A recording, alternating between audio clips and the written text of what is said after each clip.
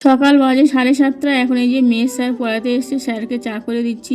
কয়েকদিন ধরে মেয়ের টানা পরীক্ষা হচ্ছিল বলে স্যার আসেনি, তো আজকে এসছে, চা করে দিলাম। এদিকে এই যে ঝুড়ির মধ্যে বাসনপত্রগুলো এখন রেখে দিয়েছি। ফ্রিজের মধ্যে দেখি মাছও নেই, আর দুটো ডিম আছে, তো দুটো ডিম রান্না করলে কারোর হবে না, ওই জন্য এখন সবই রান্না করছি আর দুটো ডিম ভাজবো। তো এই ভাতটা ফুটে উঠেছে, আর এদিকে দেখি গ্যাস জ্বালাতে গিয়ে একটা ওভেন একদম জ্বলছে না, হালকা জ্বলছে, তো রেগুলেটরটা একদম টাইট হয়ে গেছে। তো এই যে কিছুটা আলু কেটে নিয়েছিলাম, ভাবলাম ভাজা করে একটু পান্তা আছে খাবো, তো সে আর গ্যাস জ্বলছে না দেখে আর খেতে ইচ্ছা করলো না, ওইভাবে শুধু পান্তা ভাত খেয়ে নিলাম। আর এখন এই যে সয়াবিনের তরকারিটা বসিয়ে দিয়েছিলাম, হয়ে গেছে। এদিকে ওই বাড়ির কাকিমা এসছে, পুজো দিয়েছে, তো প্রসাদ দিতে এসেছিলো।